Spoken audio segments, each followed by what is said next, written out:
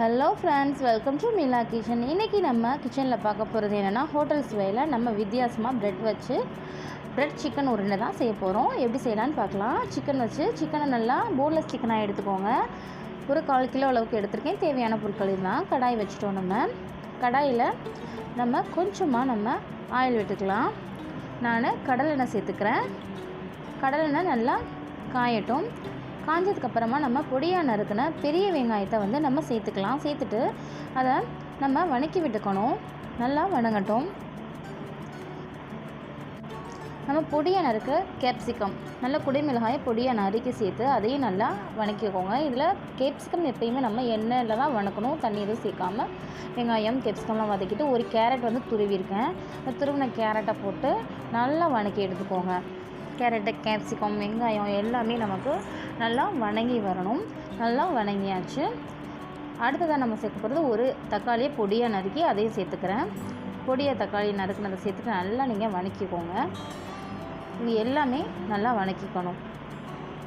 அடுத்து சிக்கன் துண்டுகள் நம்ம பொடியாக நறுக்கி வச்சுருக்கோம். அந்த சிக்கன் துண்டுகளை சேர்த்துட்டு சிக்கன் நல்லா எண்ணெயிலே நீங்கள் வணக்கிக்கோங்க. தண்ணி எதுவும் சேர்க்காமல் எண்ணெயிலே வணக்கிக்கோங்க. இது கூட தனி மிளகாய்த்தூள், கரம் மசாலா, மல்லித்தூள், உப்பு, இந்த மசாலாக்களை சேர்த்துக்கோங்க. சேர்த்துட்டு நல்லா இதையும் சேர்த்துட்டு நல்லா மசாலா எல்லா இடத்துல மிக்ஸ் ஆகுற மாதிரி, கோட்டாகிற மாதிரி நல்லா நீங்கள் மிக்ஸ் பண்ணி விட்டுக்கோங்க. நல்லா மசாலா மிக்ஸ் ஆகி நல்லா சிக்கன் வேகிற அளவுக்கு நல்லா நம்ம வேக வச்சுட்டோம். நல்லா வெந்ததுக்கப்புறம் இதை நம்ம தனியாக எடுத்து வச்சுக்கணும். இதை ஒரு பாத்திரத்தில் மாற்றி எடுத்து வச்சுக்கலாம். அடுத்தது நமக்கு ப்ரெட்டை எடுத்து வச்சுக்கணும். ப்ரெட்டை நல்லா சுத்தமான தண்ணியில் நல்லா முக்கி எடுங்க. அதை நம்ம கைகளாலே ப்ரெஸ் பண்ணால் அந்த தண்ணியெல்லாம் வெளியேறிடும். இதை சாஃப்ட் பண்ணுறதுக்காக உள்ளே நம்ம ஸ்டஃபிங் கொடுக்க போகிறோம்.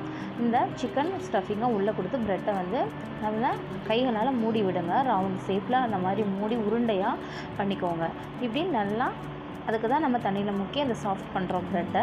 அதுக்கடுத்து இந்த மாதிரி உருண்டைகளாக பிடிச்சி உள்ள சிக்கன் ஸ்டஃபிங்கை வச்சு இந்த மாதிரி ரெடி பண்ணி வச்சுக்கோங்க. எல்லா உருண்டைகளும் நம்ம ரெடி பண்ணி வச்சுக்கலாம்.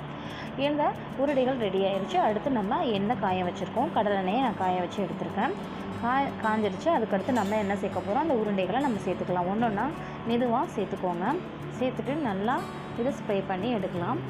நல்லா 2 பக்கம் பையை உருண்டைகள் உடையாமல் நம்ம எடுத்துக்கலாம். நல்லா வேக வச்சு எடுத்தாச்சு. ரொம்ப சூப்பராக டேஸ்ட்டாக நமக்கு ஹோட்டல் சுவையில் நமக்கு ரெடி ஆயிடுச்சு. இது தக்காளி சாஸ் கூட நீங்கள் தொட்டு சாப்பிட்டிங்கன்னா அவ்வளோ டேஸ்ட்டாக இருக்கும்.